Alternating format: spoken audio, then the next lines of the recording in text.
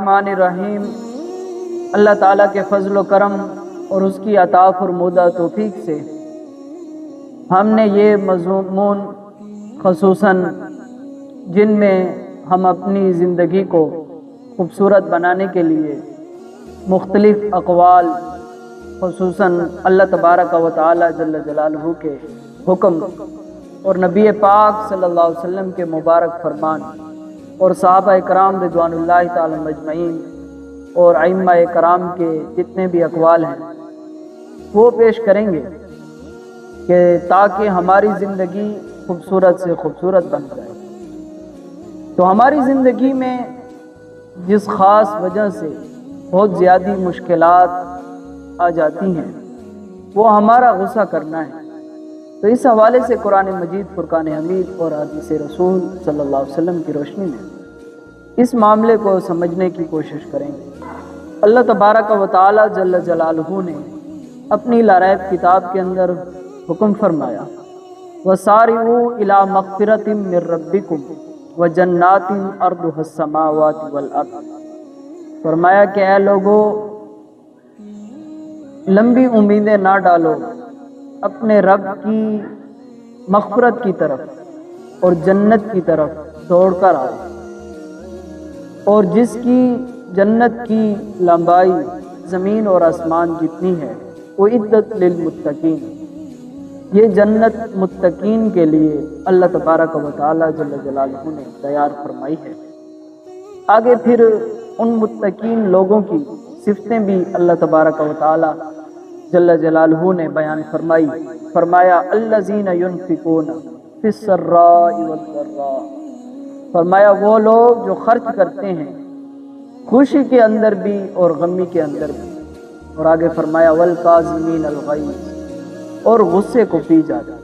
یہ ان کی صفت، پہلی صفت یہ ہے کہ ان پر جس طرح کے بھی حالات ہوتے ہیں، چاہے وہ خوشی میں ہو یا تنگی کے حالات ہیں، وہ رب کے دیے ہوئے مال سے خرچ کرتے رہتے ہیں۔ دوسری صفت قرآن مجید فرقان حمید میں اللہ تبارک و تعالی جل جلالہ نے بیان فرمائی کہ وہ لوگ ہمیشہ غصے کو پی جاتے ہیں، غصے کو ضبط کرتے ہیں۔ آگے اللہ تبارک و تعالی جل جلالہ نے فرمایا والعافین عن الناس، اور لوگوں کو درگزر کرتے ہیں۔ یہ متقین کی تیسری نشانی ہے، لوگوں کو وہ درگزر کرتے ہیں۔ آگے میرے پروردگار نے فرمایا واللہ یحب المحسنین، اللہ تبارک و تعالی جل جلالہ محسنین سے محبت فرماتا ہے۔ گویا کہ قرآن مجید فرقان حمید نے متقین لوگوں کی تین صفتیں بیان فرمائی جن کے لیے اللہ تبارک و تعالی جل جلالہ نے جنت کو تیار فرمایا۔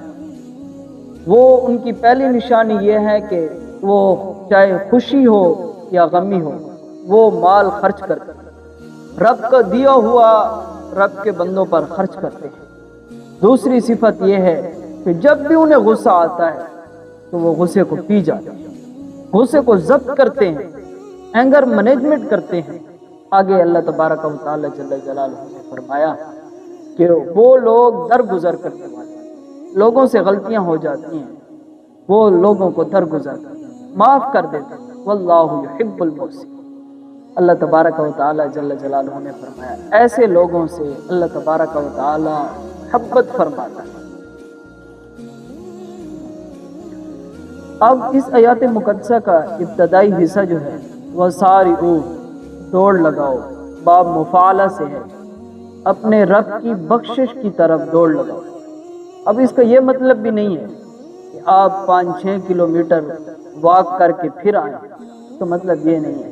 اس کا مطلب یہ ہے کہ آپ جہاں پر بھی بیٹھے ہیں شیطان کے خیال کو ترک کر دیں اور رب رحمان کا خیال لے آئیں، اور اس وقت صدق دل کے ساتھ آپ اپنے پروردگار سے معافی طلب کریں تو اللہ تبارک و تعالی جل جلالہ تمہیں معاف فرمائے۔ تمہاری معافی مانگنے کی دیر ہے، وہ پروردگار اسی لمحے تمہاری تمام خطاؤں کو معاف فرمائے۔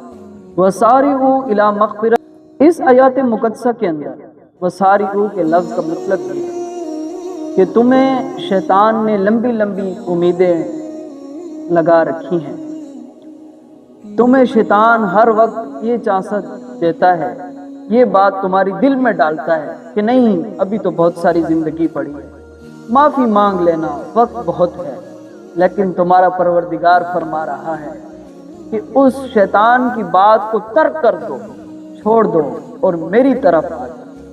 اب میرا پوری دنیا میں ایک سوال ہے کہ گناہ ہم نے کیے، جرم ہم نے کیے اور تمام تر کرتوت ہم نے کیے، لیکن پروردگار فرما رہا ہے اے میرے بندو میری طرف آؤ، میری طرف آنے میں دوڑ لگاؤ، جلتی سی میری رحمت، میری جنت کی طرف آؤ۔